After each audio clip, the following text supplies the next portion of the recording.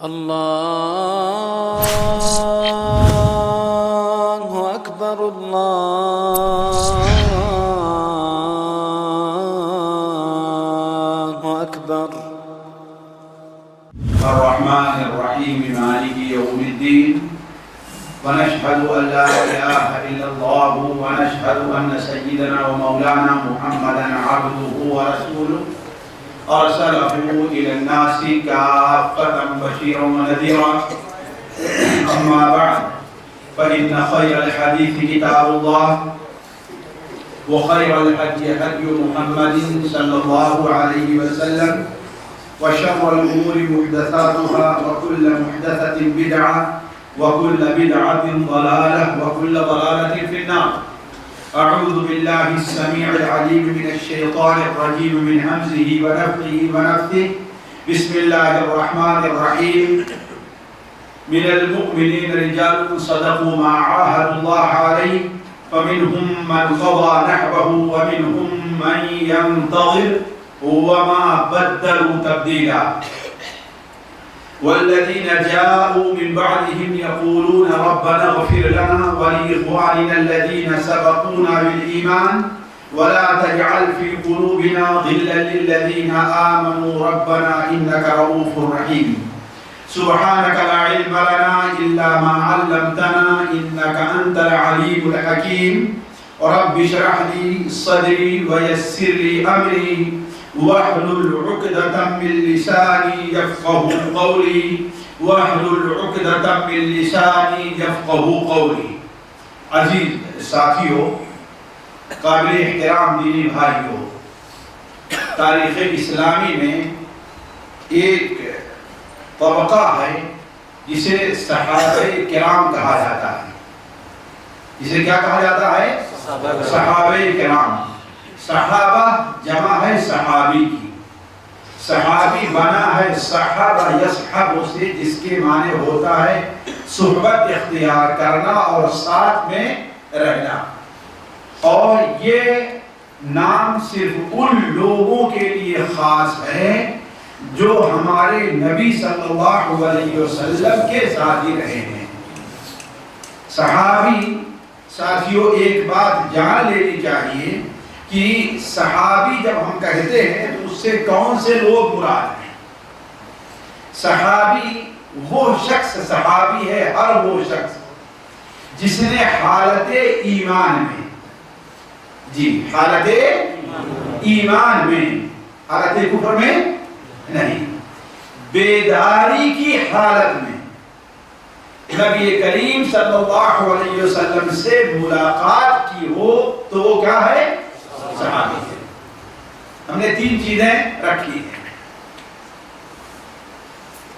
حالت ایمان میں آپ سے ملاقات کی ہو.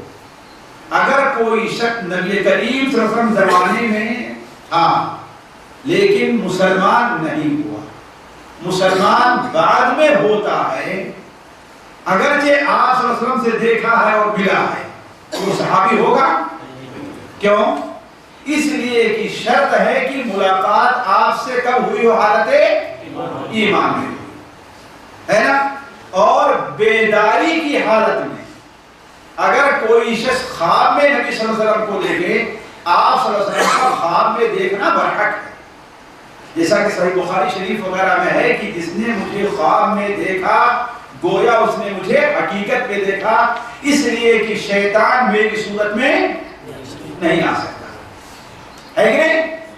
لیکن اگر کوئی شخص اس زمانے میں نبی صلی اللہ علیہ وسلم کو خواب میں دیکھ لیتا ہے تو وہ صحابی ہو جائے گا؟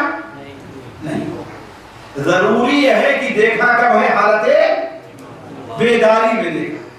دوسری چیز ہم نے یہ کہی ہے کہ ملاقات کی ہو. ہم نے یہ نہیں کہا کہ دیکھا. کیا کہا ہے ہم نے؟ ملاقات کی ہو. ہم نے جس نے اللہ کے رسول کو دیکھا ہے یا جس نے اللہ کے رسول کا ساتھ اختیار آپ کے ساتھ رہا ہے، تو ہم نے کیا کہا ہے؟ آپ سے ملاقات کی ہے، تاکہ وہ شخص بھی صحابہ میں داخل ہو جائے جو نابینا تھا اور آپ کے ساتھ رہا. اس نے دیکھا نہیں نا، تاکہ وہ بھی صحابہ میں داخل ہو جائے. ہم نے یہ کہا ملاقات کی ہے تاکہ وہ بچہ جو پیدا ہوا آپ صلی اللہ علیہ وسلم کے زمانے میں، اس کے والدہ والد یا والدین آپ کی خدمت میں لے کر کے آئے اور آپ صلی اللہ علیہ وسلم نے اسے اپنے دستے مبارک سے اٹھا لیا، اس نے دیکھا تو نہیں نا، اس کو کچھ یاد رہے گا، ہے نا؟ آپ کے ساتھ بھی نہیں رہا لیکن آپ سے ملا گویا تو وہ بھی صحابہ میں داخل ہے کہ نہیں؟ تو صحابی بننے کے لیے یہ ضروری نہیں ہے کہ آپ کے ساتھ ہی رہا ہو. یہ الگ مسئلہ ہے کہ جو آپ صلی اللہ علیہ وسلم جتنا زیادہ رہا ہے، آپ صلی اللہ علیہ وسلم سے جتنی زیادہ دیر اس کی ملاقات رہی ہے، آپ سے جتنی زیادہ باتیں سنی ہے، وہ الگ مسئلہ ہے، اس کا مقام زیادہ ہوگا. اس لیے کہ تمام صحابہ ایک مقام کے نہیں. تو صحابی اسے کہتے ہیں. ایک بات اور رہ گئی، شرط یہ ہے کہ اسی حال میں اس کا انتقال بھی ہوا ہو. اگر کوئی شخص آپ صلی اللہ علیہ وسلم زمانے میں ملاقات آپ سے کی، مسلمان ہوا لیکن بعد مرتد ہو گیا تو وہ صحابی ہوگا نہیں ہوگا. تو جو شخص حالت ایمان میں، بیداری میں نبی صلی اللہ علیہ وسلم سے ملا ہو اور اسی حالت میں اس کا انتقال ہوا ہو، وہ کیا ہے؟ صحابی ہے نا؟ اب صحابہ کے بڑے طبقات، کچھ صحابہ وہ ہیں جو سابقون الاولون ہیں، یعنی وہ صحابہ جو ہجرت سے پہلے مسلمان ہوئے. کچھ صحابہ وہ ہیں جو بدری صحابہ ہیں، یعنی غزوہ بدر میں جو شریک ہوئے. کچھ صحابہ وہ ہیں جو بیعت رضوان میں شریک ہوئے. یہ وہ ہیں جن کا ذکر اللہ تعالیٰ قرآن مجید میں بڑی وضاحت کے ساتھ فرماتا ہے. سابقون الاولون کا لفظ آیا ہی ہوا ہے، غزوہ بدر میں شریک صحابہ کا ذکر قرآن مجید میں آیا ہے کہ نہیں؟ قرآن مجید میں ان کا ذکر بڑی وضاحت کے ساتھ آیا ہے. قد كان لكم آية في فئتين التقتا فئة تقاتل في سبيل الله وأخرى كافرة يرونهم مثليهم رأي العين. ایک دو جماعتوں کے بارے میں تمہیں غور کرنا چاہیے. بڑی نشانیاں ہیں کہ اللہ نے دونوں کے ساتھ کیا معاملہ کیا. اس کو ایک جماعت کو کس طرح اللہ نے نوازا اور دوسری جماعت کو اللہ نے کس طریقے سے غارت کیا. وہ کون سی جماعتیں تھیں؟ فئۃ تقاتل فی سبیل اللہ. ایک وہ جماعت تھی جو اللہ کے راستے میں جہاد کر رہی تھی. وہ اخرى کافرۃ. دوسری جماعت کیا تھی؟ کافر. گویا پہلی جماعت کیا تھی؟ مومن تھی اور اللہ کے راستے میں جہاد کر رہی. اسی لیے علماء کہتے ہیں کہ متفقہ طور پر یہ آیت غزوہ بدر میں شریک ہونے والے لوگوں کے بارے میں نازل ہوئی اور دو خوبیاں اللہ تعالیٰ نے ان کی ایسی بیان فرمائی ہے اور اس کے اوپر مہر لگا دی ہے کہ یہ ان کے لیے کتنے فخر کی بات. پہلی خوبی کیا ہے؟ وہ مومن ہے نا. اور دوسری خوبی یہ ہے کہ وہ دنیا کے لیے نہیں لڑ رہے تھے. کس لیے لڑ رہے تھے؟ اللہ کے راستے میں. یہ فتح غزوہ بدر کے صحابہ کے بارے میں ہے کہ نہیں؟ اب اس کے بعد اگر کوئی جماعت آتی ہے اور اپنے کو مسلمان کہتی ہے اور غزوہ بدر میں جو صحابہ شریک تھے ان کے بارے میں نعوذ باللہ من ذالک یہ کہے کہ یہ لوگ مرتد ہو گئے تھے، چاہے ابو بکر و عمر ہو چاہے کوئی ہو، تو ان کے بارے میں کیا خیال ہے آپ کو؟ میں تو کہتا ہوں کہ شاید اللہ کی قسم وہ لوگ مسلمان نہیں.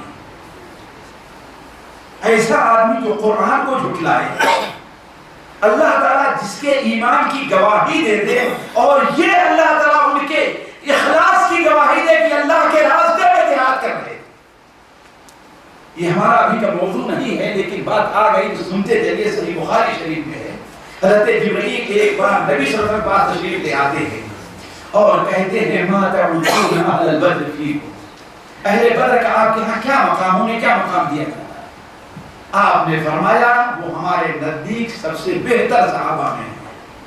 حضرت جبرائیل نے کہا کہ وہ صحابہ وہ فرشتے جو غزوہ بدر میں شریک ہوئے تھے انہیں بھی یہ مقام آسمان میں حاصل ہے. رسول ان کی وجہ سے فرشتوں کا مقام بڑھ رہا ہے. دیکھنا فرشتوں کی وجہ سے ان کا مقام نہیں بڑھ رہا. دیکھنا غور کریں.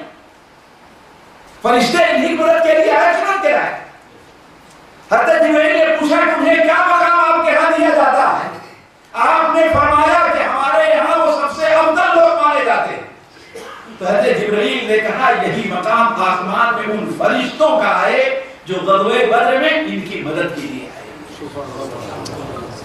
ذرا سوچیں، تو جس کی گواہی اللہ تعالیٰ اتنے اچھے پیارے الفاظ میں دے دے، اس کے بارے میں اگر کوئی آدمی زبان کھولتا ہے تو کیا ہے؟ اللہ کی قسم اگر اسلامی حکومت ہو تو اس زبان کو کاٹ دینا چاہیے۔ ان کی طرف اگر انگلی اٹھے تو اس انگلی کو قلم کر دینا چاہیے۔ اگر کوئی منہ کھلے تو اس منہ کو بند کر دینا چاہیے۔ اور سلف نے یہ کہا ہے، وقت سے پہلے بات آ جا رہی ہے، امام اللالکائی رحمہ اللہ اپنی کتاب شرح اصول اعتقاد اہل سنہ والجماعہ میں نقل کرتے ہیں صحیح سند کے ساتھ، کہتے ہیں عمر ابن عبدالعزیز کے، ابراہیم بن میسرہ کہتے ہیں کہ ہم نے عمر ابن عبدالعزیز کے بارے میں نہیں دیکھا کسی کو کوڑے کے ساتھ۔ ایک شخص لایا گیا جس نے حضرت معاویہ کو گالی دی تھی اور برا بھلا کہا تھا، تو اس کے اوپر کوڑے برسائے۔ ذرا سوچیے، حضرت معاویہ جو غزوہ بدر میں شریک ہونے والے صحابہ سے بہت کم مقام کے ہیں، ان کی یہ سزا ہے، ان کو برا بھلا کہنے والے کی یہ سزا ہے، تو جو غزوہ بدر میں شریک صحابہ کو برا بھلا کر اسی کیا سزا ملے گا؟ اس کی تو گردن ہی ختم کر دینی چاہیے، اسے دنیا میں رہنے ہی نہیں دینا۔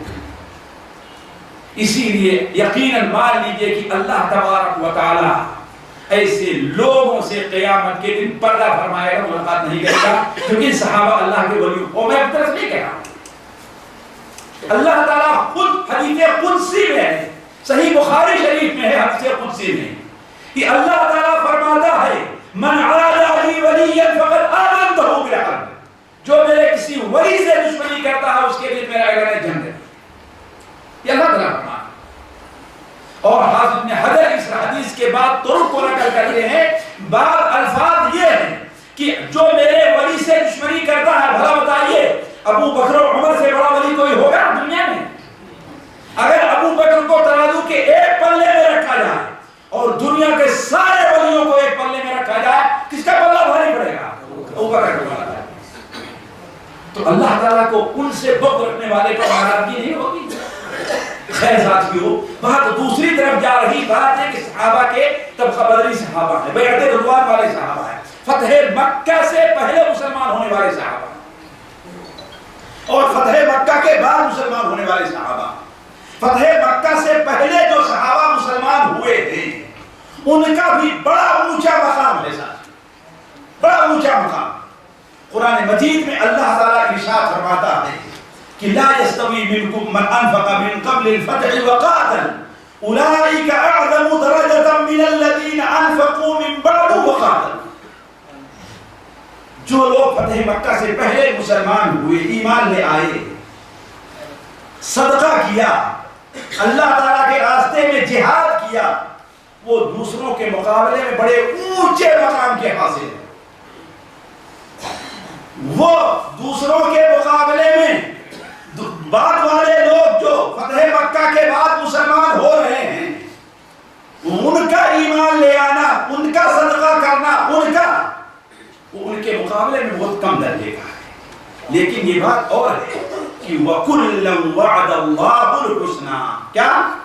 وَكُلًّا وَعَدَ اللَّهُ الْحُسْنَى، اللہ تعالیٰ نے ہر ایک سے کیا وعدہ کیا ہے؟ حسنہ کا وعدہ کیا ہے۔ بہت سے علماء نے حسنہ کی تفسیر جنت سے کی ہے کہ اللہ تعالیٰ نے تمام صحابہ سے جنت کا وعدہ کیا ہے۔ اور آپ جانتے ہیں کہ اللہ تعالیٰ کا جو وعدہ ہے، علماء کہتے ہیں اس میں گڑبڑی نہیں ہو سکتی، اس میں تبدیلی، جو وعدہ کیا ہے وہ اللہ تعالیٰ دے کر کے رہے گا۔ لیکن اگر اللہ تعالیٰ کی وعید ہے، دھمکی ہے